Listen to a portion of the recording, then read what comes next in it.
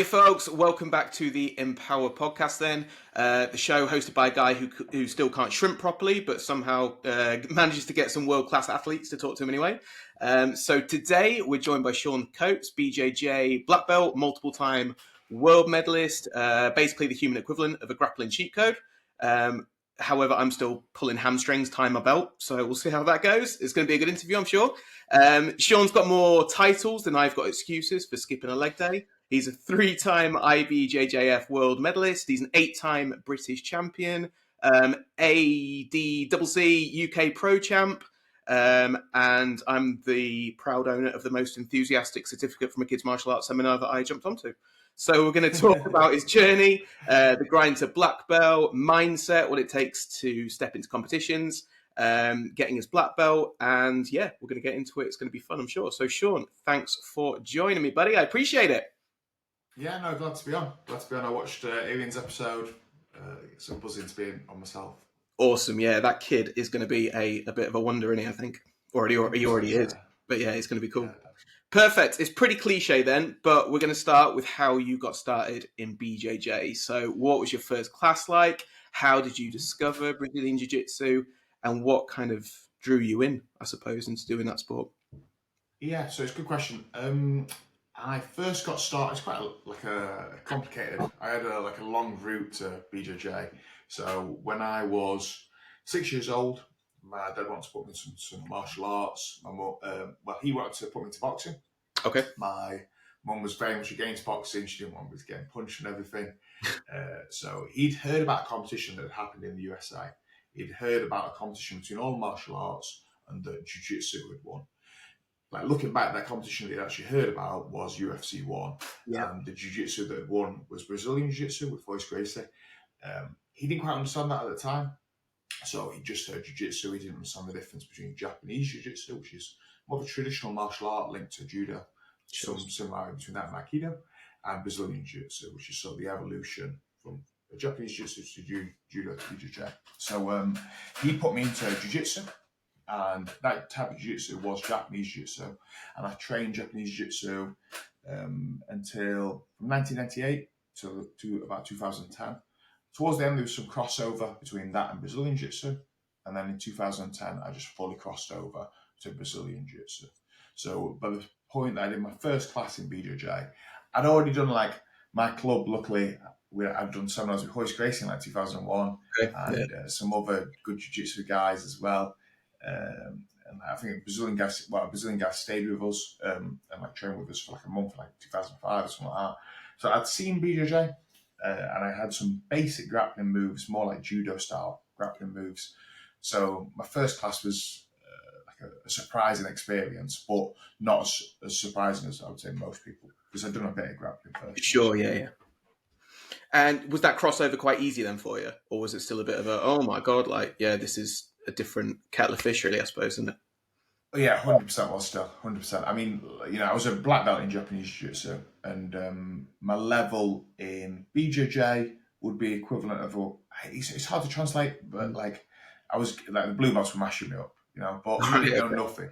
I knew a triangle, I knew an armbar, I knew a rear naked choke. I wouldn't know what half guard is or any more specific than that. So I had a few moves, and I was scrappy. So I could do, I never experienced the part which a lot of people have, which is in the first, could be 2 to 6 months. You're just getting obliterated every class. I wasn't doing that. I was getting dominated. Anybody that's half decent was just rinsing me. But if they were clueless, I would do okay. So I was probably a 2 or 3 stripe white belt. So I actually I got to skip the very hardest part, if you like. But even then, I was, but as I say, a black belt in Japanese Jiu-Jitsu, but when it came to BJJ, the blue belts were just ripped through me, So it was, obviously I stuck a white belt back on, and it was basically starting from scratch, Sure. If it was climbing a mountain, I was starting 10 steps in, but that's about it. Yeah. When you started training, did people know you were a a Jiu-Jitsu black belt? I think so. I don't think I'd say that much about it. which is what I'd advise other people to, because it's better off, walking in. Exactly, yeah. Exactly. Well, it's better off walking in having a bit of skill and surprising people than it is walking in saying, "Hey guys, I'm a Japanese Jiu-Jitsu black belt. I'm going to smash everybody," and then I just get messed up. So so I would say if somebody is in that scenario, I wouldn't broadcast it too much, and I just really try and come in with an attitude of you're there to learn and get ready to relearn stuff that you might already think you learn, you think you know. Yeah, 100%. When did you think then, like, this is for me? This is going to become more of a hobby and less of a recreational thing. I'm going to kind of put everything into it. Was it fairly early on, or did it take a little bit of time to get used to and readjust yourself? No. Straight from the start, Yeah. this is for me. No, it wasn't early on at all. No. It took me age. I mean, it's funny because I did martial arts from the age of 6. Yeah. As I say, like 1998, and then I went full time when I was like 21, something like that. But the whole time before then, I never thought I'd do martial arts as my job, like at any point.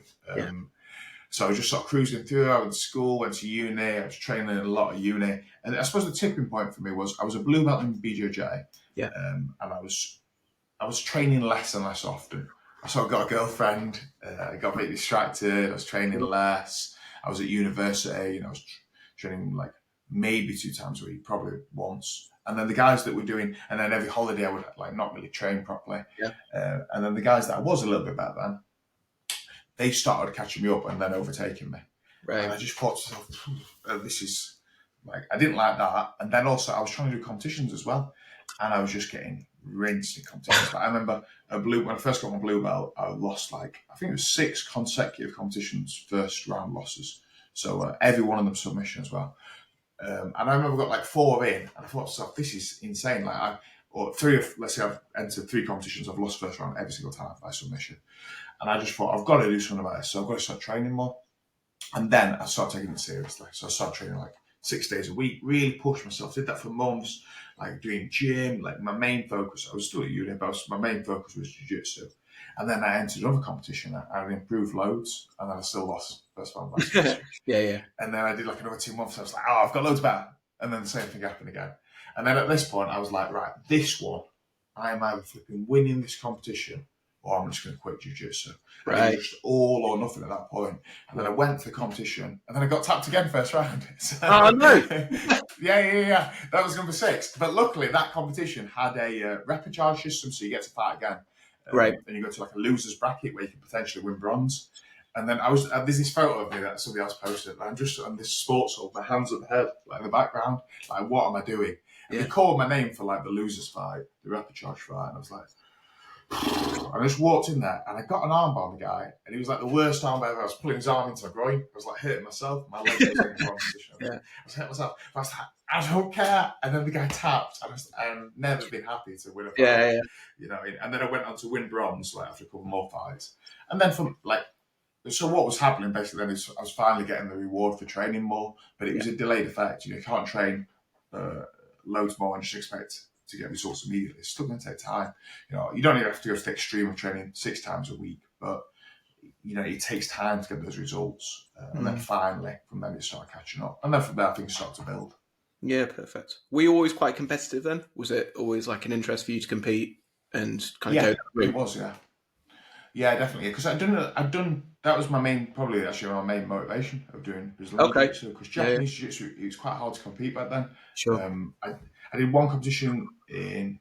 This is going to make me sound old. I did one competition in, I want to say like 2002, a Japanese Jiu-Jitsu competition, and it was sort of like kids MMA basically. We wearing gis, we got boxing gloves and shin pads and foot guard, like foot protectors on, and we're doing like strikes standing, takedowns, and then when you start grappling, then you can no longer strike. And that was basically the rules of it, but in the game. And those competitions were few and far between. It became like harder and harder to find them. I was aware that Brazilian Jiu-Jitsu had a big competitive element, and I could even go online. And I was even considering at one point just entering a BJJ competition. So I was definitely interested in that side of things. I don't really know why. I just thought it'd be like a fun thing to do. And then so I've definitely always been interested in the competitive element of it, which most people don't start BJJ for that reason. Definitely always interested in that side. Yeah, definitely. Like for most martial arts, I'd say whether it's kickboxing, MMA, maybe BJJ, jiu-jitsu, anything like that, it's always like the minority, really, isn't it, that are going to go into the competition. Mm-hmm. It's like your one percenters that want to go that route. Most are looking Absolutely. recreationally, looking for fitness, health, etc. Mm-hmm. But if you went in there with Yeah, that competitive mindset already, do you think I gave you a bit of an advantage? potentially, yeah. Potentially it did. I mean, like, the good thing about doing competitions, let's say, I'll talk about total, I don't know, Yeah, maybe 2% of people there are full-time competitors, maybe 3%, something like that. And that's insanely high. Like, if yeah, yeah. anything, it might be more, let's say 3 or 4%, man. That's insane. That's like, we've got the highest percentage of competitors of any gym in the UK by miles. And then, so that's their job, to be a competitor. But then, like, most people that do competitions are just they train in the evenings or they train after work, and then they'll do a competition, Mhm. when they can. But it's not their job to do competitions. So some guys competed last weekend, some guys will be competing in a few weekends at the British Open and stuff. Yeah. And I still recommend doing competitions, even if it's not your job, even if you're not a competitor. So let's say somebody like yourself who's training consistently, pushing themselves. I think competitions are a fantastic thing because, yeah, maybe you don't want to go to the adult world championships. You want to build that level up, start regional, build up towards national. But they're a great thing to do because it really, one, gives you a target of your training. So it focuses you towards something. You've got a clear set goal. I need to be in this level of shape. I need to understand my game a little bit more. I need to have a clear A game. I need to work on my weaknesses. So it's pushing you towards it. And then the best thing about it is either you win and it motivates you to do it again, or you lose and hopefully it motivates you to do it again. Motivation. Yeah, yeah. Exactly, yeah. And then by that losing as well, the great thing about losing a competition is it's so painful. Right? I say it's a great thing because you're so much more likely to correct the mistake you've done in competition Yeah, because it's in front of people. You're under pressure. I can remember mistakes that I made 10 years ago in competition. sure. Whereas I can't remember mistakes that I made 3 days ago in training. So it really, and that's how you can get better as you. So you make a mistake, you correct it, you move on. You make a different mistake, you correct it, you move on. And you want that cycle to be as small as possible. You don't have to make the same mistake 20 times in a row. So I'm a big fan of people doing competitions, even if it's just recreationally, every few months or a couple of times a year or whatever it is, just to keep some sort of drive towards a goal and as a way to highlight any errors that you're currently making that you might not be fully conscious of. Yeah, 100%. That makes sense. Yeah. So at this point, then, so you've started BJJ. You've come in as kind of the equivalent of a 2-3 step white belt. You're getting smashed around. You're slowly starting to progress a little bit. You're going into comps. When did you first receive your blue belt then? Because that's kind of like the first mark, really, I suppose, isn't it? You got the belt change. You kind of go, okay, Mm-hmm. I'm no longer a white belt. Nice. Still getting smashed, Yeah. but nice. It's a step up. Yeah. Yeah, exactly. Yeah, I actually got my blue belt really fast because I was, Cool. as I say, I was a bit better. So I got my blue belt in like 10 months Yeah. of training. At that point, I went. I did the transition that everyone does, where you go from being king of the white belts, where you're the best in the world, Yeah. you're the king of these guys, to the bottom of the pile of blue belts, and that's the harshest one because blue belt's such a big range. It's probably the biggest range of the coloured belts, much more so than purple and brown, and because there's only a few belts in Brazilian Jiu-Jitsu. And that's the one where you really, white belt, you're learning what jiu-jitsu is and the basic hierarchy of positions and like just the basic broad scope fundamentals plus a few main techniques, really. And if you're good at that, if you have something to do from each position, you've done well at white belt. Mm-hmm. At blue belt is when you're going to learn the bulk of your technical knowledge. Right. So that's when you're going to acquire the most technical information, acquire the most amount of techniques. Purple belt, you continue to do that. And then what happens then, purple, brown, and black, you're still learning techniques, but they become, you learn less and less techniques and more improvements on techniques or more Right. refinement. So you're not By just collecting the time technique. you've got, exactly, yeah, exactly. By the time you look at, let's say, a black belt that's been a black belt for a few years, you're probably not going to see a move that's like where you think that is nothing like I've ever seen before. Normally, it's a variation, something, or a modification, or an improvement, or the blending of two things, or you find the connection between one thing to another thing. Whereas at blue belt, you will often learn things that you've never ever seen before. So Sure. that's why it's the biggest range. So when I got my blue belt, I went from being king of the white belts to the bottom of the pile of blue belts, so because there's such a large range of blue belts there, and that's painful for a lot of people. We get a lot of people quit. It's called like blue beltitis, is what people call it. Right. But it's when you get your blue belt and then people quit. And the reason for that is one, you've gone, as I say, you've gone from being the big dog the little dog, but also number two is it's sort of the anticlimax of the goal. Like you've got a very clear set goal. You've been getting better and better and better, and closer and closer and closer to this goal of blue belt. Then you get the blue belt, and all of a sudden it's like, well, I've actually done it now. And you sort of take the foot off the gas. Like nobody's quitting at 4-star white belt.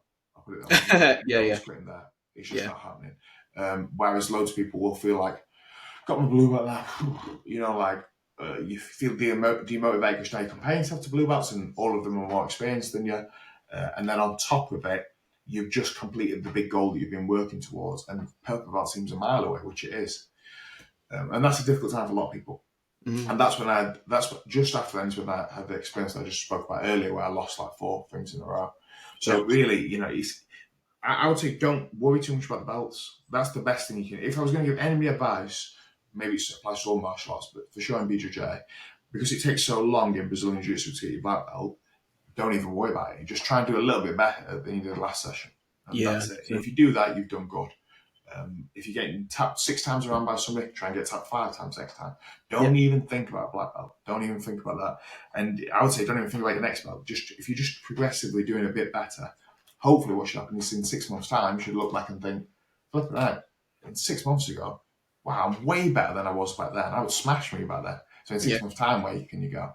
So if you can switch your long-term perspective as soon as possible, that's the best thing. I have periods where, you know, I've been in like a funk, not doing as well as I would hope to do for like 6 months.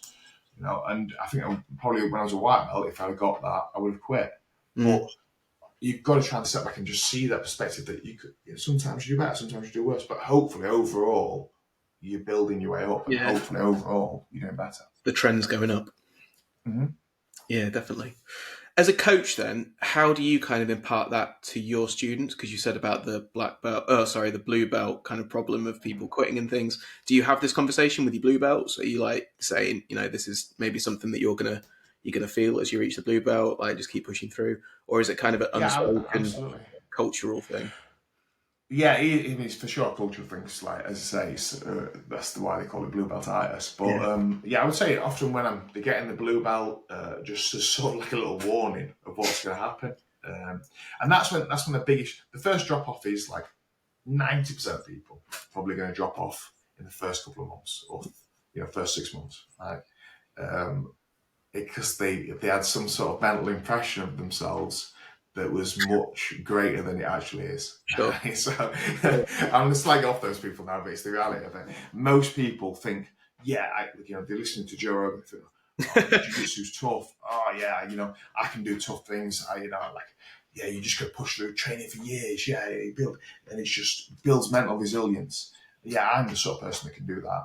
And then it gets a couple of months in, and it's not easy. Jiu-jitsu is tough. The reason it builds mental resilience is because it's flipping not easy. You're doing a physical challenge and a mental challenge all at the same time. Not everything's going to happen all at once, and it takes time to build up that skill. So they get a couple of months in, and all of a sudden, they start making excuses for themselves. And that's the other thing. Like most people quit. But if you ask why most people quit, most people will say it is because I got injured. It is because my job got busy. It's because I started doing this other thing. That's a load of rubbish. Like everyone's going to get injured. You never get a black belt. Everyone's going to have something busy going on at work. Everyone's going to have some sort of home life thing going on. If you want to get a black belt, as I say, let's say it takes you 10 years. At some point in that 10-year period, something else is going to happen. That's impossible, right? It's that you use that other thing as an excuse rather than being a little bit injured and working around it, or training, talking to your partners. You just quit. Or rather than getting a little bit injured and taking a bit of time off and then coming back when you felt better, you just quit. You use that as an excuse. So they wanted an excuse to quit. So that's 90% of people. Then the biggest portion of the drop off, like the other, let's say the next 7 or 8%, would be having just after blue belt. Yes. And then the rest of it, they just trickle off later on. You still do get a drop off then. That's what I say, to mentally prepare yourself for that and really just focus on yourself. The goal hasn't changed. When you get your blue belt, the goal hasn't changed at all. The goal was never to get your black belt. Right? If there was no grading system in jiu-jitsu, it's not like it would change anything. Not really. The same people would be good. The same people would have quit. That's a mark, and that's sort of your reward as you go along. But the goal of Brazilian Jiu-Jitsu is to get good at Brazilian Jiu-Jitsu.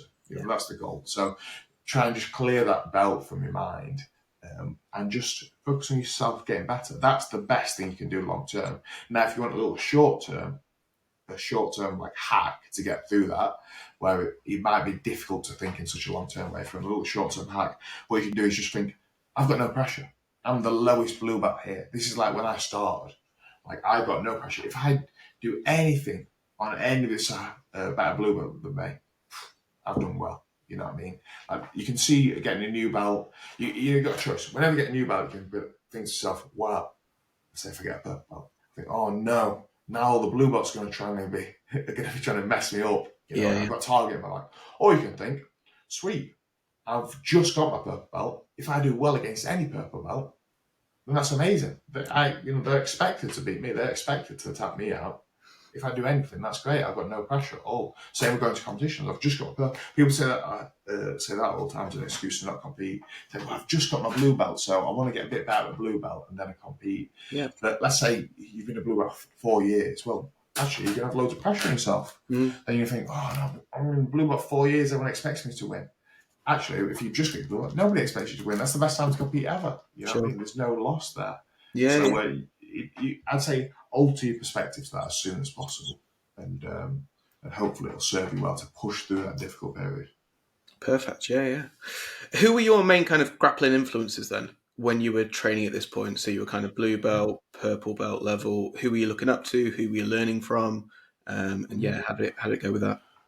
The main person was my instructor, the guy that got all my belts from. That would be Victor Estima. Yeah. So he was the guy that ran GB Nottingham, which is the club that Total is now. Yeah. And he was the main guy. He was a black belt, really elite level black belt. Yeah. Top guy. So he's the guy that sort of I came up under in Brazilian Jiu-Jitsu. But before him in Japanese Jiu-Jitsu, it was a guy called Rob and James Sheehan. They were father and son. And they're actually both black belts in BJJ now as well. Oh, cool. That's cool. Yeah. And then also when I was at uni, I trained at a place called Stealth. A guy called Steve Campbell, a good black belt there as well. But for the majority of it, all the Brazilian Jiu-Jitsu, it would be Victor. And he also did seminars at my Japanese Jiu-Jitsu club, so that's how I Oh, cool. Nice, excellent. What was it like then receiving that black belt? I know we've kind of skipped through a couple of steps of purple and brown and things like that, but obviously BJJ is one of those martial arts that's kept its respect for the black belt, and I don't think that can be said for every martial art now, where it's kind of like, 2-3 years you can have your black belt or things like that. But BJJ, hopefully, and it will continue in the future, it's always got that kind of, okay, you're legit. If you've got a BJJ black belt, you know some shit. You're legit. So it must have been a nice moment for you, obviously competing, things like that, but then also just having that moment of going, oh, cool, right, I've got presented my black belt by Victor Estima as well, one of the best competitors in the world. Obviously Braulio as well is amazing. So, the brothers, I suppose. So that must have been a cool moment for you. Yeah, absolutely, yeah. It's mad to think, if I cast my mind back to when I was a white belt, I was looking at, or even a blue belt or anything, the black belts were they might as well have been aliens or something. I was never even picturing myself as those guys. When I was white belt, I was never even thinking of myself as a purple belt. I just thought, man, it's sick to be a blue belt.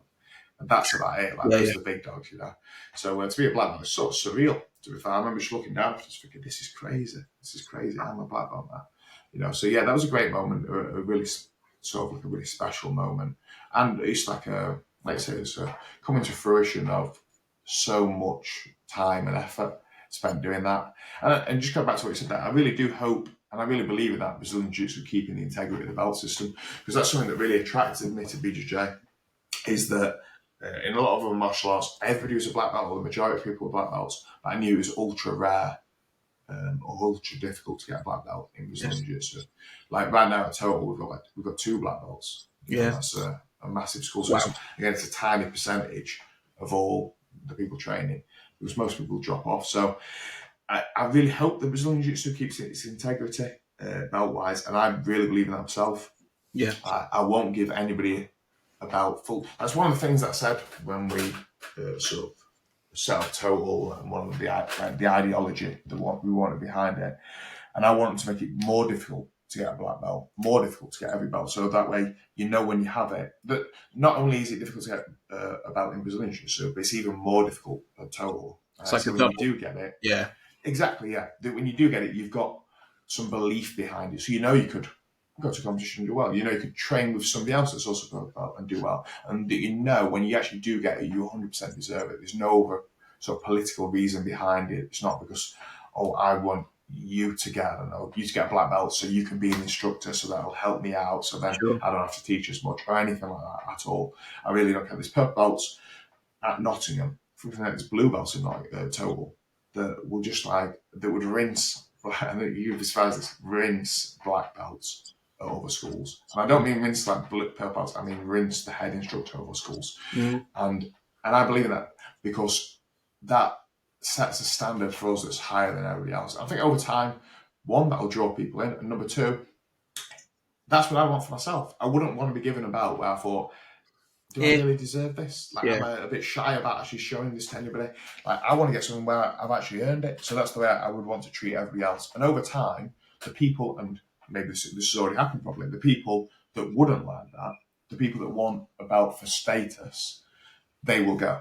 Yeah. Whereas the people that actually want a belt because they've not want a belt, not even want a belt, they just want to get to that level, they want to earn it. Yeah, it's almost incidental.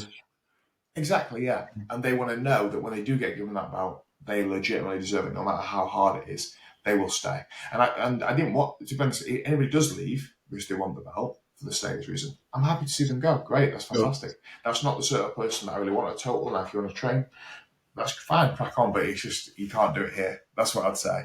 Because ultimately, I believe those people are going to quit anyway. Ultimately, I don't believe those people are going to be the best standard that they can be. So it's a natural filtering process. You know what I mean? So it's not like, so I think as long as we stick to that, that's the main thing. So I'm a big, big believer in the integrity of the belt. And if that means that, let's say, I don't know, we've got a brown belt teaching a class, right? Whereas another school might have a black belt teaching a class. That's a price I'll pay, because I know that brown belt is flipping. I'll give you an example of Oscar, right? Teaching classes. Oscar's a brown belt, but he's one of the best brown belts in the whole world. He would be one of the best black belts in the country. I could put a black belt on him now. He would be one of the best black belts in the country. Yeah. But he'll get his black belt the day he is a really, really good black belt, because he's got that level of potential. Yeah. He's already an elite brown belt. He'll get it when he's an elite black belt. Yeah. Right? So it means that to the outside world that maybe don't know Brazilian Jiu-Jitsu, oh, well, we've got a brown belt that teaches some of your classes, whereas we have, 20 black belts. Well, I don't care, because those black belts would get absolutely destroyed, like, hilariously. So I would be able to hold back Oscar. I'd be like, standing in the middle saying, don't even spar with this guy. You know what I mean? Because he's such a different level to them. So I'm a big believer in integrity. I think that's something that Brazilian Jiu-Jitsu, that drew me to Brazilian Jiu-Jitsu at the very start, and I think that's something we should be keeping even more. Brazilian Jiu-Jitsu is in a great place. The standard of belts is much higher than other martial arts. Yes. I think we should be pushing that, super vigilant on what's happening with the belt system as well, because it could easily, you might be looking at this 5 years time, and what's happened is either it's all degraded over time, or what's happened is, this is what I suspect, it'll be more about where you get the belt from. Yeah. So in the same way, if you've got a degree off some online course, that I set up, it probably doesn't mean as much as getting an actual PhD from Oxford or something like that. Yeah. So I think that's what might happen over time. If that does happen, we're going to be Oxford for sure. Yeah, yeah. That's a good mentality to have, and I think, as you say, I think that's what sets you apart from it a little bit as well. The fact that you've got so many competitors, and the fact that standard is so high. I agree. And one thing I will say about that as well is, when you've hit the nail on the head there, like, as I say, most people aren't full-time competitors, nowhere near 95% are, but everyone's good. And that's what I want, is I want everyone, if they, let's say you've got a guy that's a brown belt, he is heavyweight, he's, 48 years old, like the guy, and then we've got loads of those, I want that guy to know that if he goes against another brown belt that's a heavyweight that's 48 years old, that he's better than him. No issue. So it's not that everyone's got to be a full-time competitor. It's just that it just so happens that the very best guys we have are the absolute very best guys there are. Yeah. But then below that, the casual guys that we have are the very best casual guys we have. And the standard for the whole club is, sometimes you see just that thin sliver at the top, because everyone will get medals at the big international comps, like Worlds and Europeans and stuff. But actually, it's throughout the whole gym. I really believe in everybody's level, all the gym. And let's say if somebody's thinking, oh, well, I'm not bothered about being a competitor or anything, I would still want to go to total, because that's the truth for most people. Most people aren't competitors. It's just that for whatever they are, a hobbyist, somebody who's just trying to get in shape, they are the best version of that. And that's what I believe in. I believe in the whole standard, the whole club, whether you're a little kid training, whether you're just a guy just trying to train once a week to get in a bit better shape. Every single one of them should be the best version they could possibly be. 100%. How do you put that across then in kind of your processes and your classes? Because obviously for people that haven't trained that before, you start your beginner course, don't you, which runs for, say, 6, 7, 8 weeks, however long. Then you get tested, is that correct? And then after that, if you pass, then you can go into like your advanced class. So there's almost a test right at the start, which is kind of rare. I haven't seen that in many gyms before. So I've trained in a couple of other BJJ gyms and things in the past, and it hasn't been that same. There've been beginner courses maybe, but there's never been like and it's almost okay, there's a test at the end. All right, wicked, let's go. So So was that something that you implemented, or? It 100% was, yeah. There's 100% something we implemented. I'm not going to give away too many of the secrets. The school owner sees this, but I will tell some of the broad elements to it. So, we've got a proper beginner's course. It's sort of overpacked. It doesn't really make sense to business perspective at all to do this course, because you get the uniform, you get minimum 8 weeks training, or however long it takes you to pass the course. If it takes you 2 months, if it takes you 6 months, it's all paid for. So it's like 145 quid for the uniform, months of training, and we have 10 sessions every week. So that's like an insane amount. It doesn't really make sense, that side of it. Not that anybody does 10 sessions a week. I mean, 10 options to train that week. So we've got loads of choice there. But yeah, we believe in the test side of it, because it's sort of doing what I was speaking about before about competitions. He's giving a clear target towards something. So the main thing about the test element is that there's a clear goal that you're building towards, and you get rewarded for trying your best. And then rather than just saying you're going to do jiu-jitsu until whenever, it's like, right, after 8 weeks, you are going to do your test. Okay? And then at that 8 week point, I won't go into what the test involves, but it involves loads of different elements, loads of different elements of jiu-jitsu. So, and it's very difficult. So, but it gives you a clear target. And then the vast majority of people don't pass the first time. I've got the stats, the vast majority of people do not pass first time, but they're allowed to retake the test. So then it could be 2 to 4 weeks, let's say 3 or 4, so 3 period, and then you can retake it. And then the good thing about that is we're giving feedback along the way. So if someone doesn't pass the test, here's why, go back and improve, go back and improve, go back and improve. So it's not like a pass, fail. It's more like, you can see it more like a driver's test. That you haven't passed yet, and here is why. And often the best people that we have aren't the people that pass first time. The people that pass first time are often, they've got a bit of skill background, that they've already trained, they're quite maybe gifted athletically or some other reason, and they pass first time. The people that do the best, and the people that I like to see the most, are the people that fail 4 times and still take the 5th one. That's the people that I really like, because I think, flipping out, you've just started and you've got this level of resilience. You know what I mean? You've just done 8 weeks, and then you failed, and you failed again and again and again and again, and you just keep coming back, and each time you're doing a bit better. You're the sort of person that'll be a black belt, because that's exactly what jiu-jitsu is like. So it's a natural filtration system, and that's why we really believe in it. Because one, it forces quality. It gives people a clear target. It gives people a clear aim, and gives them something to build towards. Number 2, it maintains the standard of the club as well, because the only people passing through, it's not based on time or anything at all. At all. So the people that filter through to the advanced classes, they are the standard that we would want. So they're sort of keeping a high standard there. And number 3, it filters out the sort of people that we don't want in there anyway. So it filters out the sort of people that, again, just want to be rewarded for just showing up. You know what I mean? The sort of people that actually they want it to be difficult, but they want to pass anyway. The sort of people that will fail 3 times and come back for 4th, 5th, and 6th one. Those are the sort of people we want. So it's a great system that we really believe in. Now, does that make sense business-wise? No, because it obviously we don't make any money at all. It costs, to give away so many classes, to give away so much training, to give away the flipping uniform, the insurance, every other element. Yeah, it don't make sense. And then also on top of that, you're putting off loads of people. You know what I mean? Like most other clubs would just be like, "What are you doing? What are you doing, failing so many people? Just pass them all, then you'll get loads of members." But we don't believe in that at all, and that's really not what Total's about. So it doesn't make sense from a business-wise, but I believe that the reason I wanted to do jiu-jitsu is because I like jiu-jitsu and I believe in it, and I like seeing people build up to their maximum potential. I like doing it myself, and I like coaching them. So that's what attracted me to jiu-jitsu. I didn't think when I started doing it, oh, this is the best thing ever for me to make loads of money. So it's very easy to lose sight of why you originally started it. So that's what I really want to stick to. And if it doesn't make the most business, if it's not the most business-minded decision ever, I can live with that. What I couldn't live with is sort of degrading the integrity of the main thing that I do in my life, which is total jiu-jitsu. Yeah, perfect. I think you make a good point but I think long term it probably is a good business decision as well, because as you say, you're getting the right people in, and if you get the wrong people into a martial arts club, it's like the sourness kind of spreads, doesn't it? And then That's true, yeah. that thing's always going to be low.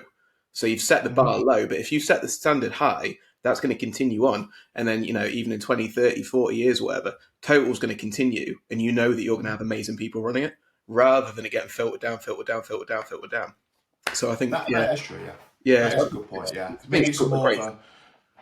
Yeah, short term, long term. Yeah.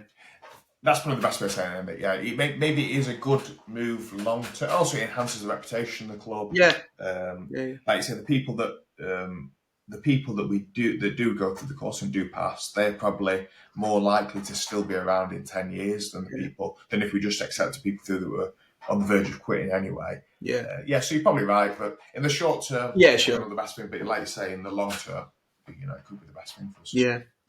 Let's talk then a little bit about you turning professional then. So you said that it took a little bit of a while. What age did you kind of go, right, professional, I'm going to go for it, I'm going to go for a full-time academy? How did that work for you? And then what's the progression like now to total BJJ and how you've done it?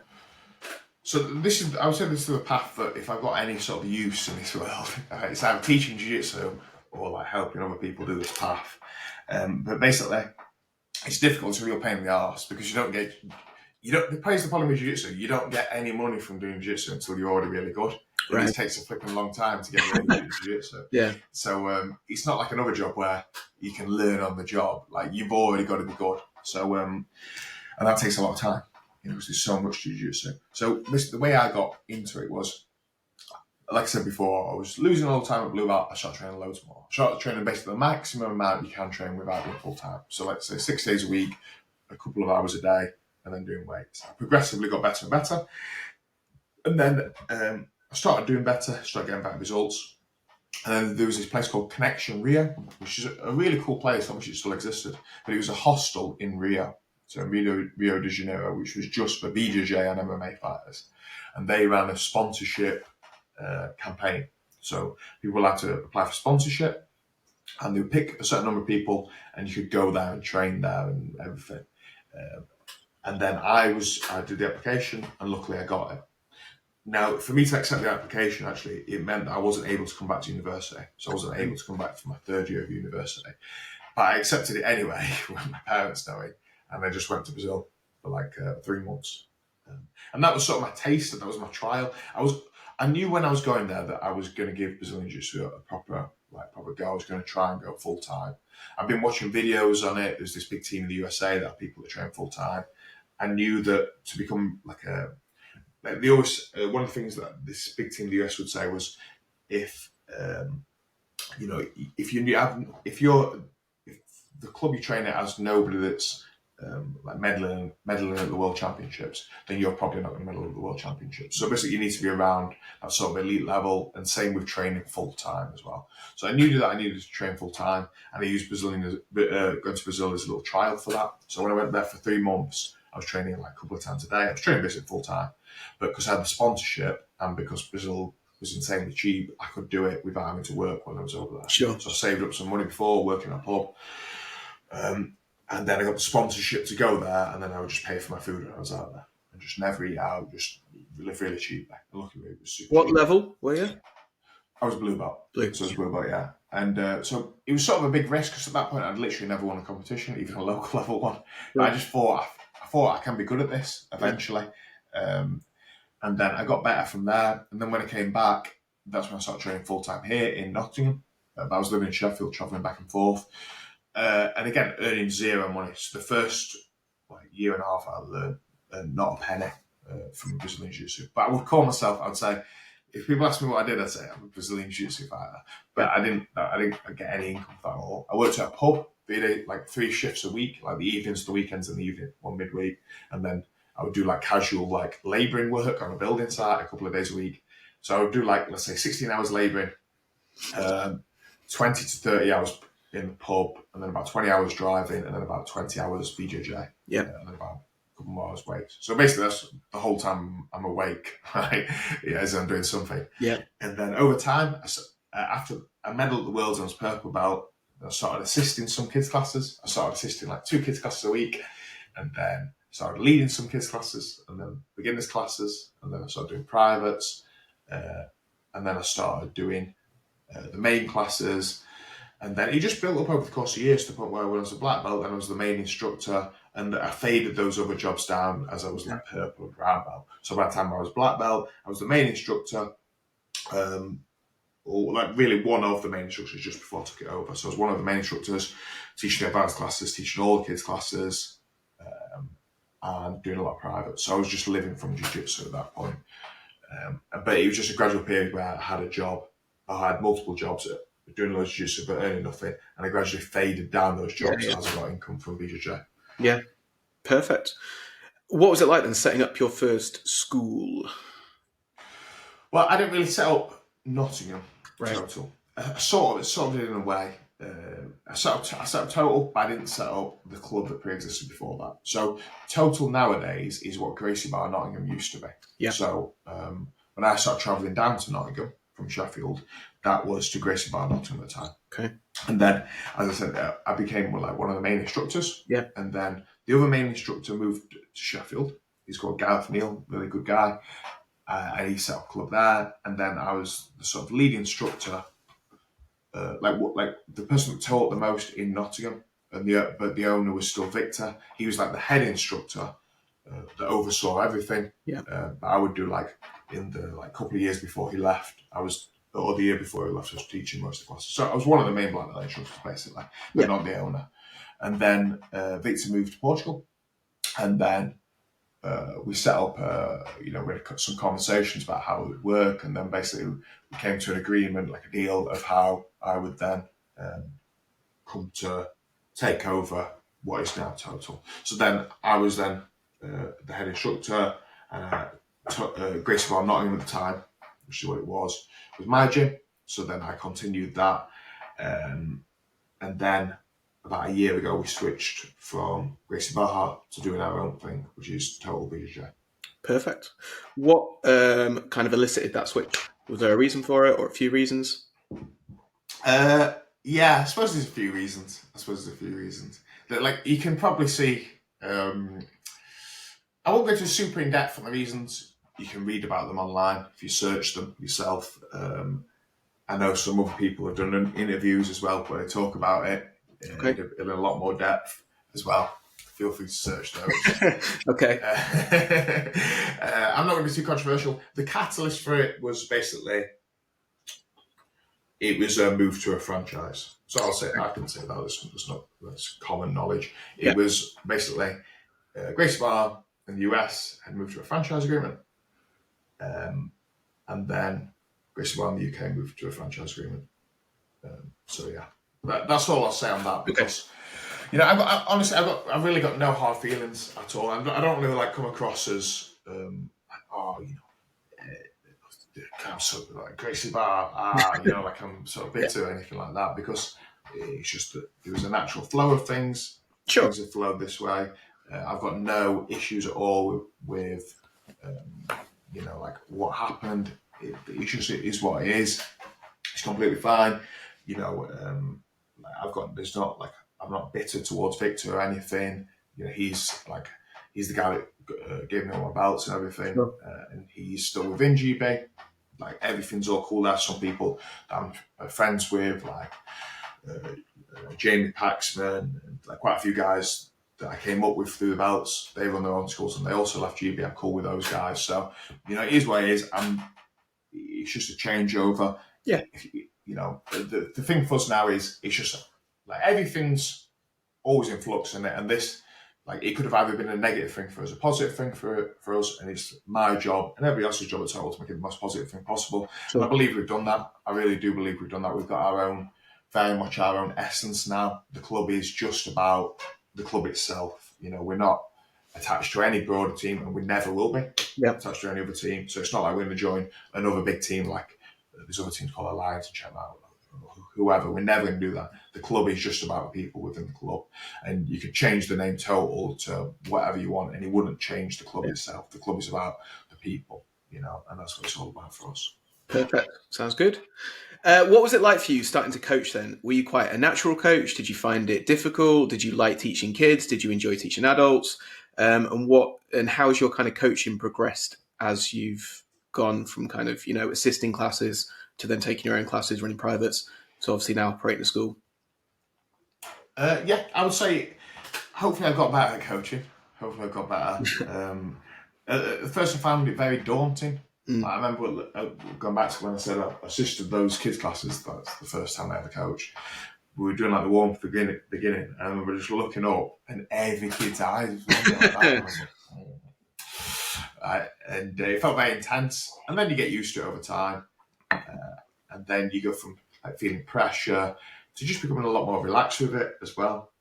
Hopefully I've got better at coaching. The thing that definitely happens over time is when you teach, the more you teach techniques, the better you get at it.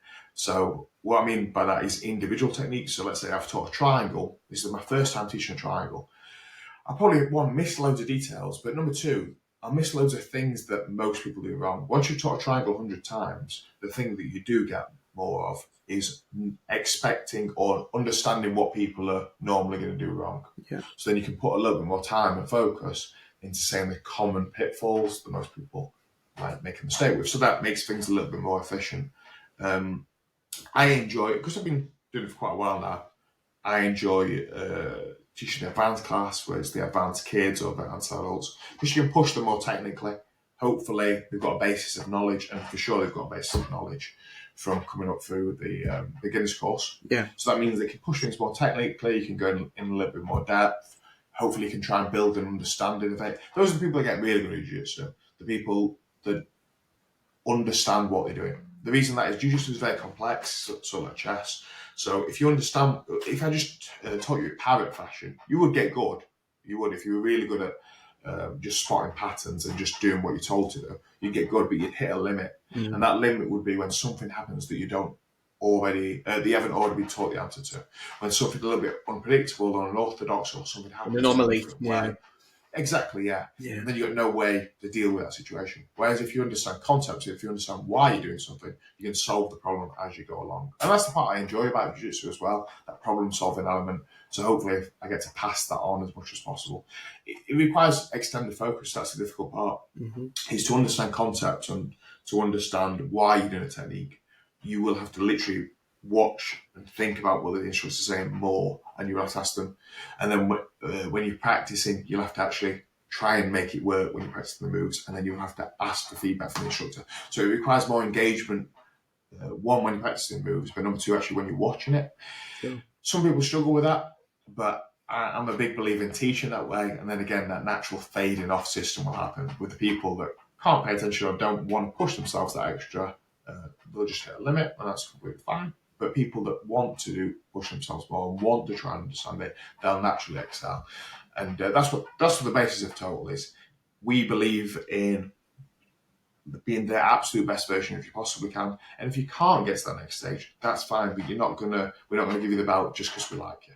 Yeah, sure. The fact that, like, if you just are a tough guy and you come up to training every time and you try your best with your techniques, but you really struggle to get any better, you're not getting a black belt. But you can train as much as you want. You've hit your ceiling. You've hit your ceiling for now, and I believe that you could break through if you choose to actually engage with what you're doing. On the drive home, you just go, "Oh, that was a good session. I'm shattered. I'm sweating." Yeah. Or on the drive home, you're thinking, "Flipping heck, how did the arm bar me?" Yeah. You know what I mean? If you're thinking like that, you're going to get better and better. If you're not, keep training, and if you push yourself to that next level, you can do it. However, you're not going to get a black belt till then. You're not going to get a black belt even if you've been training 50 years. You know, it doesn't make a difference to us. I don't believe in giving up somebody a black belt just because they're the best. they're the best version of themselves. Sure. Right? I know that sounds harsh, but I believe them getting the black belt because they are actually deserve a black belt. And also, who's to say what the best version of themselves is? That's sort of arrogant. I've never really liked that because you're sort of saying, yeah, I think that's the best that person can get. Well, why? They've got a functioning brain. You know what I mean? They're not incapable of improving. It's just that right now they've hit a ceiling for whatever reason. It's our job to communicate that to them. Yeah. To try and motivate themselves to push through that and go on to the next level. Not to just be like, yeah, you've just been cursed forever. Yeah, exactly, yeah. Yeah, 100%. Competition then. So obviously, as I said at the start, you've medalled, you've got World Championships, British Championships 8 times, I think it was. What's the biggest mental shift that you had to kind of go onto a world level? That's a good question. I mean, I'll go back to when I did do that. And I was a good blue belt towards the end when I started training properly, started training full time. And I finally started winning some competitions. And then I was winning much more local stuff. And then I went to the Europeans. So that's there's 4 major international competitions. They're called the Grand Slam in Jiu-Jitsu. So it works like tennis, Wimbledon, French Open, whatever it is. So they're called the European Championships. Well, actually, it's called the European Open. The PANs, the Brazilian Nationals, and the Worlds. And anybody from any country can do all 4 of those. They need to change their names, really, because it works like the Grand Slam system does in tennis, in that anybody can do all 4 of them. Okay. The pinnacle being the Worlds. Yeah. They all 4 considered Grand Slam. So I went to the European Championships in 2014. I won my first fight and then lost my second fight. And they were both absolutely the toughest fights I'd had. And I was like, flipping it, I am nowhere near. And I really started to doubt myself there. No, I didn't realise what had happened. And this is why you can't be too negative on yourself. But what basically happened is the guy that I beat first round, he'd won the previous belt the year before at the Europeans, so he was really good. And he went on to actually be an unbelievable black belt. The guy that I lost to second round, he won the whole thing. Right. In the category of 110 people. And he went on to be a really good black belt. I know who both of those guys are to this day. Sure. I see them in competitions. So I was very negative on myself. And the guy that got silver in that division, by the way, I beat 2 months later by submission. Yeah. So I was very negative on myself. And that's why you can't, every round, every competition is very small sample size. So you can't really tell how good or bad you are. So it's never really worth being negative on yourself. But I didn't think I could take that step up to the next level. And then I was doing better and better with the regional competitions. I think I won the British Open. And Victor was like, you should do it. He's always pushing me to do the World Championships. And being like, yeah, you should do it. And I was very against it because I just didn't think I was anywhere near good enough. And then eventually I listened to him and I was thankful that he said that because then I did go to the World Championships. And I was just like, just don't lose first round. Do not lose first round. And because there's 90 people in your division. And they're all the best, by the way. The thing about the World Championships with the lower belts, anybody can enter. A black belt's going to qualify, but anybody can enter. But again, there's an actual filtering system. Nobody is going to come from Brazil to the US without already being good. Sure. Nobody's going to come from France, Turkmenistan, Australia, wherever they're coming from, to the US to the World Championships if they're not already good. They will already be winning stuff in their country for them to even attempt that. If they're losing first round of the Nottingham Open, they ain't in the world. Yeah. You know what I mean? Yeah. They'll already be guys that win in the British Open. They'll be already guys that win all the big stuff. And then they'll build it up to that European and world level. So those 90 guys in my division, or 100 people or whatever it is, they're already really good. If there is a couple of local people, they're gone first round. Right? And then you've got all the really, really good people. So just don't lose first round. And I won my first fight. I was like, okay, I've not lost first round. And I'd seen the brackets the night before. And the 4th round was the guy that got double gold at the PANs. So at the time, that was the second biggest one. Yeah. And that's weight and absolute. So he was the number 1 purple belt in the world. Big famous team in the US. Number 1 blue belt. And then I was like, he's the 4th round fight. Anyway, don't even think about that. Just don't lose first round. Won my first one. Won my second one. Won my third one. And then the 4th round I was up against him. But at that point, I was feeling pretty good. I was like, I've won 3 fights. Everything's gravy from here on out, So I fought him and then I beat him. And I just could not believe it. And then I won another one. And then I got another one, won the quarters. And then I got into the semis. And then I lost in the semis. But it meant that I got a bronze medal. And at the time, I remember hearing about one guy from Britain getting a medal, the year before. And that was it. Yeah. And I think that year it was me and one other guy got a medal from Britain at the World. So it was I couldn't believe it. I was absolutely blown away. So after then, that's what started to give me confidence, and I started to perceive myself differently. Sure. So it was just one breakout performance, and often that's the way it works. You can get better and better and better and better, but you could be by miles the best person in the world, but you sort of need a breakout performance, and then your mentality of how you perceive yourself switches, and other people's switches as well. Yeah, it does. Yeah, amazing. What kind of fighter are you then, do you think? Are you an aggressive fighter? Are you defensive? Does it depend on who you're competing against? Are you quite versatile? Can you do a little bit of both? You know what? I would say early on, like blue and purple, I was very, very tactical. Mm-hmm. And then I sort of went away from that when I was like brown belt, to my detriment, I feel like, because I started to think to myself that, I don't know, I sometimes listen to people saying, oh, it's just about the style or about how you fight. You've got to go out and submit people, you've got to, all this sort of stuff. But so I started like thinking like that more, and I probably even carried that through to black belt. And maybe it meant overall I got better. It probably did, and maybe more well-rounded. But I think I should have sort of kept more of my original style, just winning fights basically, by any means. You know what I mean? Just winning fights, and because in any other sport or in anything else, nobody cares. My dad used to, and I didn't listen to him. My dad used to say, just flipping get gold. When your name's written down on who won, it will just say Sean Coates. They won't say he was boring, he was defensive. He won't say anything like that. Yeah. They'll just say he got gold. And he's right, I should have listened to him more there. Because nobody cares really. You can, it's great to be exciting fighter, and there's some people that are exciting, but and people know them. But the only reason people know them is because they're good as well. Yeah. If you're the most exciting guy, but you're just terrible, nobody cares. If you're a boring guy, but you win everything, well, people will care about that as well. And also, like, I'm not doing it because people care anyway. I was doing it because I wanted to win jiu-jitsu competitions and wanted to, challenge myself. So that's the thing that I should have focused on. So I shouldn't have fought my natural style, really, which was a bit more tactical. And if I've got any advantage, it's not like I was ever the strongest guy, the fastest guy, the most flexible guy by any means at all. I was often the least of those things in my division. But my advantage would perhaps be being able to out-tactic somebody else, being able to use the correct techniques at the correct time to make it a disproportionate position that puts me in favour. So I should have stuck with that a bit more. And that's what I would say to anybody now, like anybody that I coach, is if you're doing a competition, just win the fight. First, in fact, before then, if you're nervous about doing competition, just do the competition. That's a win. Don't worry about flipping winning any fun at all. Yeah. Like, this brown belt, I said that to you recently. If you're nervous about competing, step one is just compete. Yeah. If you step on those mats, you've done good. Get tapped in once again, but you've just done good. And then from there, you can start to build up the level. The thing about competitions is your results don't exactly correlate with how good you are at jiu-jitsu. It's a separate skill set. There's overlap there. You can be the best guy in the gym but lose in competition. You've got to get the skill of being able to compete as well, and that only is going to happen with experience. And then over time, you can build yourself up. But I'd just say if you prefer guard, if you prefer passing, if you prefer takedowns, if you prefer slowing down the pace, if you prefer the most exciting highlight reel finishes, it doesn't really matter. Just stick with whatever suits you. Commit to that, and don't be put off by the noise around you. You know what I mean? Perfect.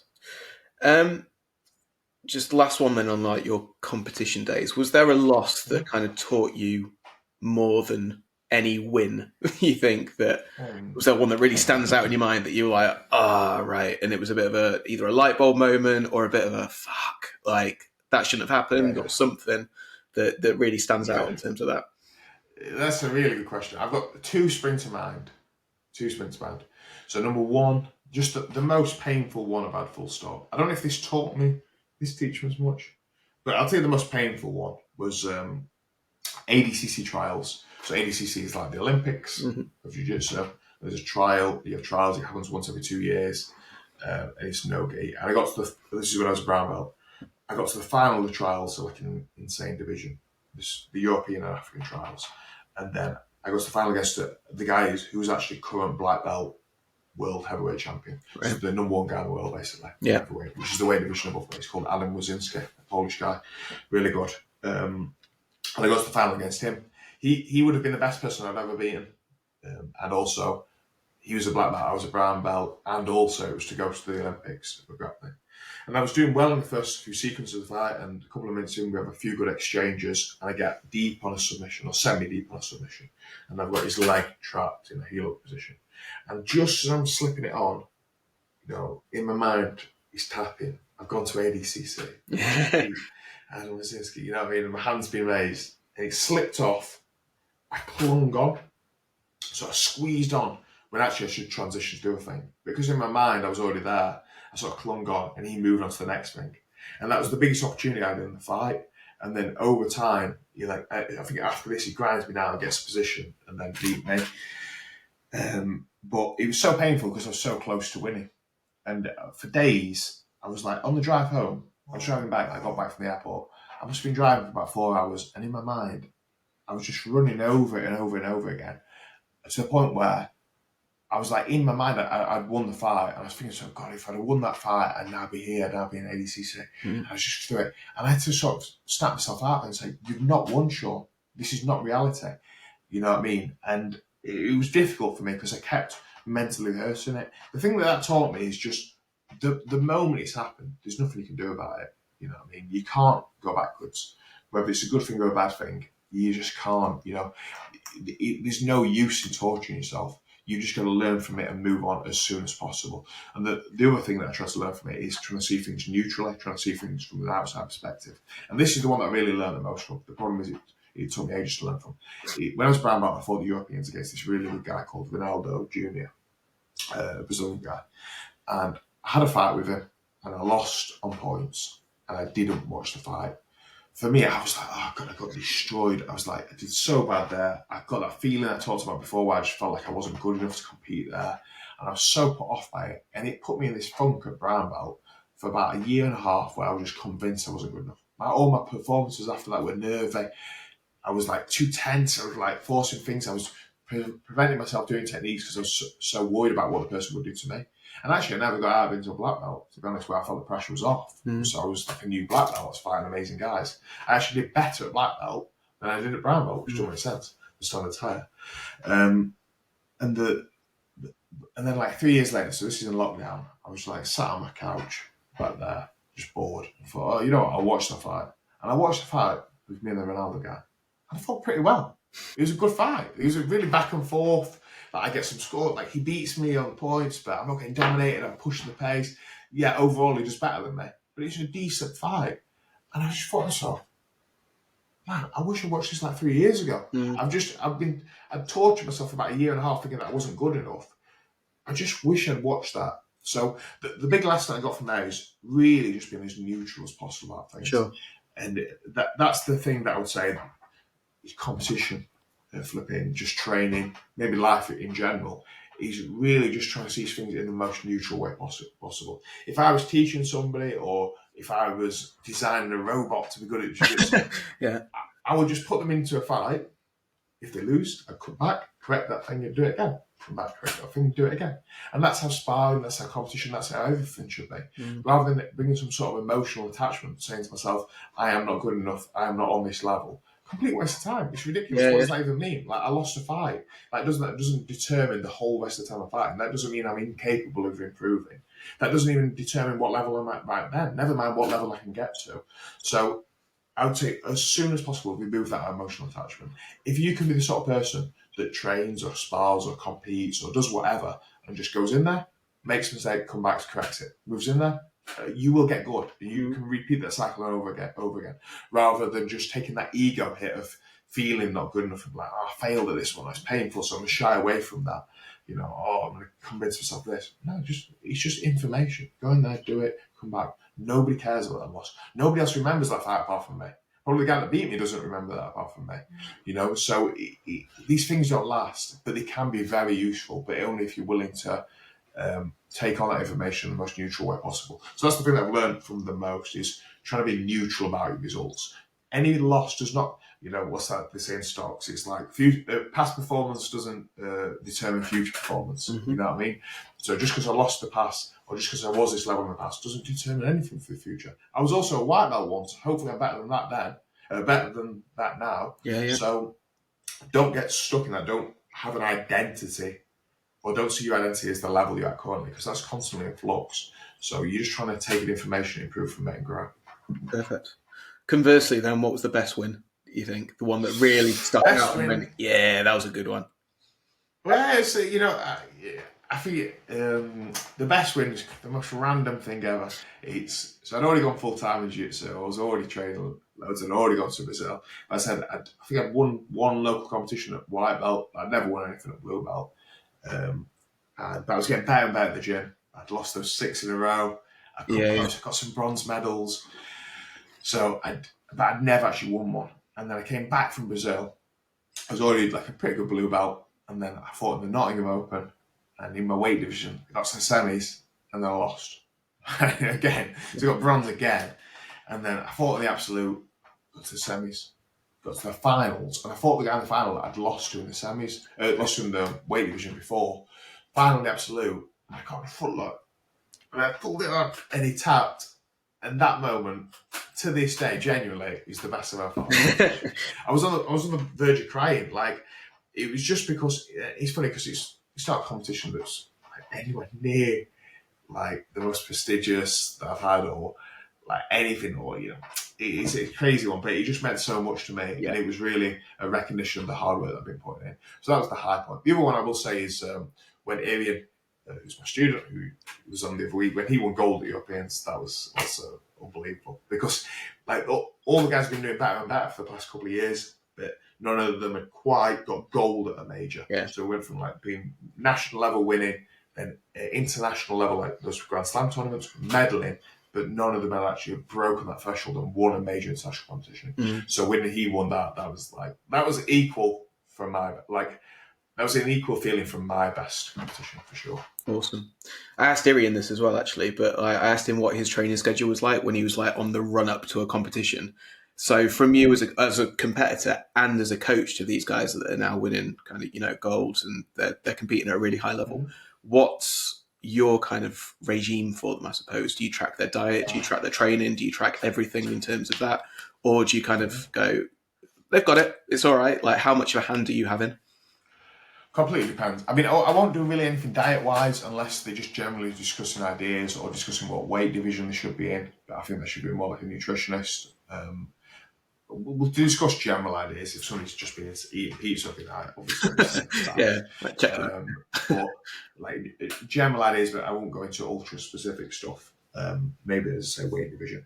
As a training schedule, it depends on the person. It really depends on the person. Aaron's the sort of person sometimes you would need to pull him back a little bit, overtrain. Other people need to kick up the ball and need to be training more. If somebody's just training as a hobby, in fact, it doesn't really matter. The thing that I would say is everyone should be training absolutely as much as possible that they can sustainably do. Right? So if you if you work a full-time job and you train a couple of nights a week, and that's the most you could sustainably do for your life balance. You've got kids, you've got to do a job. Sweet. Stick with that and do that sustainably. Don't try and go to 5 times a week. You're going to have hot arguments at home. Burn out. Get demotivated. Then don't do that.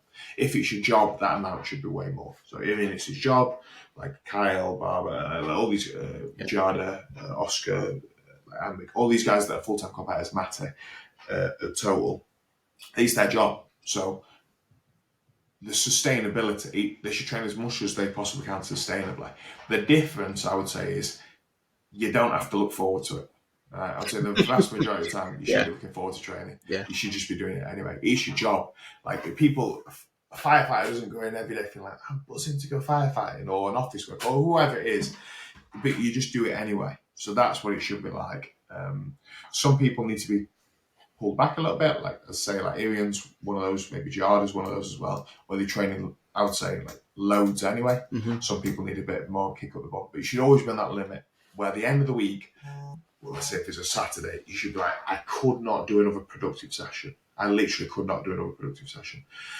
And then you rest and recover enough that on Monday, you're back to some level of productivity, Because the other thing about jiu-jitsu is, like, the more you train, it's not linear. It's not like, I train 2 sessions a week, I get this good. I train 4 sessions, I train 8, I train 16. It doesn't just double. What happens is it sort of plateaus out. And those gains be more incremental. So a person that trains 20 hours a week won't improve twice as fast as a person that trains 10 hours a week. Okay? However, at elite level competition, those marginal gains do matter. So you should still be training 20 hours a week. Let's say you only get 10% back, well, 10% is a significant amount. And all the way up to the point where you get diminishing returns. Now, people's threshold for diminishing returns is massively varied. Yeah. One, there's a genetic element, how fast can they recover. Number two, there's a lifestyle element, like what are you sleeping enough, are you eating enough food, what other things do you have stressing you out. And number three, this is the main factor, there's a mentality element. So some people will naturally keep themselves or will be inclined to push themselves beyond the brink of productivity. So like if they just trained as much as possible, like let's say if Ewan didn't have it, never taught jiu-jitsu, never did anything else, he might push himself beyond that verge of productive level. So he might try and train 40 hours a week. Yeah. Now that's way beyond productivity. You're so knackered that you can't recover from the previous session anywhere near, and you're grinding yourself down, you're flopping around on the mats, right? Other people, and this is most people I will say, get nowhere near that. So they get fatigued or they feel tired on day two, and then they think, oh, they need a day off. Actually, no, it shouldn't be like that. It should be really, really tired. It should be really hard to train at that level. If it's your job, if it's your job, it should be super, super difficult. The reason it should be super, super difficult is that's why most people can't do it. That's why most people aren't the best in the world. Yeah. So by definition, it should be really difficult. And people are expecting themselves to be able to have quality, to feel fresh every session.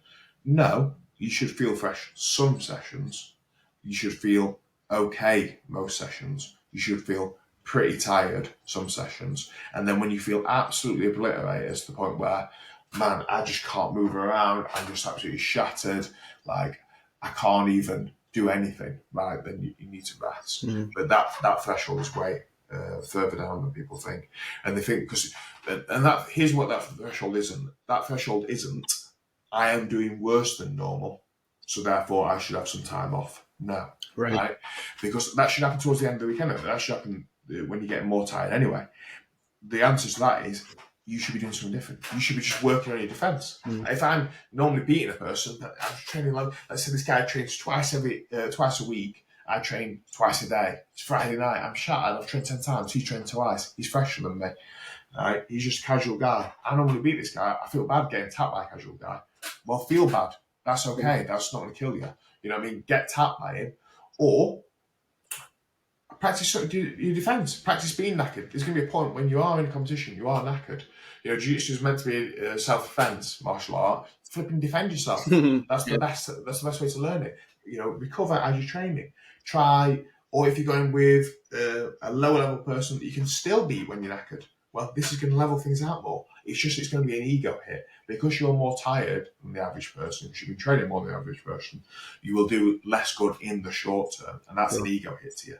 However, by pushing through that, when you are fresh, you will have improved because of it. But if you will only train when you can tap everybody out, you ain't going to train a lot. I'll tell you that now. And you're not going to improve as much as everybody else. So you need to be willing to train, even when you're tired, even when the results in training aren't as good. Because over time, the results elsewhere in competition will be better. Perfect. Awesome. We've got some questions from other people. And then we've got some short fire questions to finish off, and then I'll let you get off because I know you're a busy man. Yeah. The first one is, what is one of the most underrated aspects of BJJ that's overlooked in your opinion? That's a good question. Okay. I would say the most underrated aspect is definitely the fitness element. Because let's say I want to get in shape. I don't do anything, I work in an office, I want to get in shape. Most people will start running, or they'll start cycling, or they'll go to the gym, right?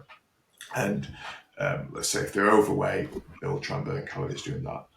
Number one, the problem with that is it's really boring. Yeah. Right? So you're just thinking, you're just doing it to do it. You're like a machine. If you weren't burning calories, you wouldn't be doing it. Yeah. You know what I mean? If you weren't losing weight, you wouldn't be doing it. Because you're going on that treadmill, you're saying, right, 15 minutes, I'm doing this for 15 minutes. This is most people. Some people love running and they get relaxed from doing it. But most people will just do that as, I need to exercise, so I will do this. Yeah. The great thing about jiu-jitsu is, one, it's enjoyable and it's challenging, it's difficult. And it's certainly something that I would do without there being any exercise element. Number two, most of the time you're not really thinking about the exercise element. Your brain's so occupied, you're thinking, this guy's going to pass my guard or choke me out or do whatever, that you're exercising incidentally. The exercise is actually a side effect from it. Number two, you're more likely to come back to jiu-jitsu because, as I say, there's a mental challenge, there's an improvement part of it, there's a community element that, again, you're probably not going to have if you're just on a treadmill, that's going to keep you coming back to it. And final thing I'll say is, it's way harder than just jogging or incline walking up a treadmill. Your whole body's working out. It's properly intense. The amount of calories you burn in a session is way more. It's just way more because it's such hard work. So it's a way of getting fit, but without sort of the torturous element. And also, like, if you think about it long term, do you just want to get fit and be in a little bit of better shape and lose a few pounds just for summer, then you go back to doing what you're doing before? Yeah. Because I can guarantee, if you give me a selection of people, give me 100 people that dieted 10 years ago, just like a random person that just dieted 10 years ago and went on the treadmill, show me what they look like now and show me what they've looked like for the past 10 years. Probably 99% of them are going to look the same way they did originally. Maybe they got in a bit better shape, then they went back to it. Show me a group of people that have been training jiu-jitsu for those past 10 years and they're just going to be in better shape. Because it's not just, they are not doing a diet, they are not trying to get in shape. They are people who do jiu-jitsu, that's their identity and their lifestyle. So I think that's massively underrated. I would probably be like, I've got a tendency to just gain weight like quickly. I'm not a naturally like slimmer guy at all. If I'm injured, I have a couple of months off. I'm naturally hungry. I'm naturally always a chubby kid. But jiu-jitsu just like helps me stay fitter and healthier. So I think that's the most underrated part of it. Perfect. What's one piece of advice that you give a brand new white belt? That's a good question. That is a good question. There's almost too much advice.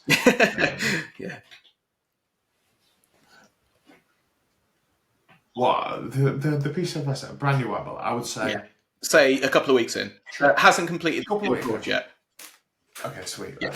I would say train think about how much you could 100% guaranteed, if I give you £1 billion, what is the amount that you can 100% guaranteed train each week, right? Not what is the absolute most you could train each week. What is the actual amount that you could guaranteed train every week? Let's say that's 2 times. Let's say that's 3 times, whatever it is. Do that amount for the next 6 months, no matter what. So if you do that, you have done good. If you just show up to training, you've done good. I don't care how you're doing that session, you've done good. If you're tired one day, you just don't feel like it, train anyway. If you're injured and need to have a session off, have a session off. If you got to work, have a session off. Then the next week, train that same amount and get back on the horse. Don't try and go from one extreme to the other. Don't go from like training, I had to have 2 weeks off, right? So then I'm going down here. So I've got to do 5 sessions the next week. No, just get back on that path. You're trying to do as many weeks as possible where you do that number of sessions. So if it's 2 sessions, do as many weeks as possible where you do 2 sessions and you've done good. And then look back in 6 months' time and think, flipping heck, you'll see how far you've come. And also, the other thing is, the actual reality of doing that is you'll forge a habit. So you won't need to be motivated to train because you'll have an actual habit. And that's what will keep you going, the habit. Excellent. Quick fire questions then. Minimal thought, maximum quickness. Any grappler in history or martial artist or anyone you could fight, dead or alive? I'd probably choose dead. Next one. Who's Who's dead? Because that's probably going to be easy for me. I would say, I don't even know. Bruce Lee coming to mind. Bruce Lee, I'll stick with Bruce Lee. Nice one. The ultimate cheat meal for you after you've done a competition or you just laxed off a little bit? See, I'm pretty hungry right now, so I'm getting loads of stuff. Pizza, sushi. I'll go burrito. I like Mexican. Burrito. Nice. Any embarrassing moments on the mat? Yeah, loads. Yeah. I'm tempted to not say them. Oh, man. Okay. Like, so many ones. So many. The most obvious one would be flatulence. That's going to happen to you at some point, Danny. It's not happened, but it's coming, my man. Or maybe it has happened. But at some point, you will not be able to get away with it. Flatulence happens, that's what I'm going to say. Make sure it's in north-south position. I'll make sure. If you weren't doing BJJ, what do you think you'd be doing? you know what? In reality, some rubbish, really boring job. Yeah. I was just being like stuck. I think so. That's the path I was going down before I switched. So, I was doing a degree when I originally went to university before I quit for jiu-jitsu. I was doing a degree in theoretical physics, but I don't think I'd be good enough to be a theoretical physicist. So I'd probably end up using this in some sort of maths analyst, Numbers. maybe not even accountancy, like just some numbers-based computer job. Yeah. I don't know. So thank God for jiu-jitsu. Yeah, right decision. And last one, what is something people don't know about you outside of jiu-jitsu? Outside of jiu-jitsu? Okay, that's a good one.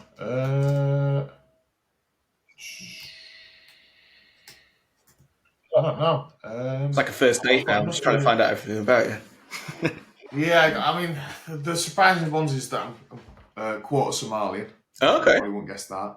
And they say, Okay. yeah. I mean, outside jiu-jitsu, if you do jiu-jitsu with me, you'd seen that I'm missing a toe already. If you don't jiu-jitsu with me, you probably haven't seen that. Yeah. So I always say I got 9.5. You know what I mean? I'm not rounded down to 9. I've got 9.5 toes. All right, cool. All right, perfect. So I'm missing a bit of a toe and a quarter Somali. So there you go. There we go. There's 2 for me. All right, perfect. Awesome. Thank you, Sean. That's really interesting. Yeah, really, really good. Some insights there for anyone, from competitor level all the way up to, or all the way down, to kind of beginner level as well. So yeah, fantastic. Absolutely. Thanks for taking the time. I really appreciate it. And yeah, awesome. I'll see you at Nottingham soon. Yeah, absolutely. Cheers for having me, Dan. I appreciate coming on. And yeah, I've listened to this and just good to see it build up, and just hope it keeps building up as well. It's a good See you on the mat soon. Yeah, definitely.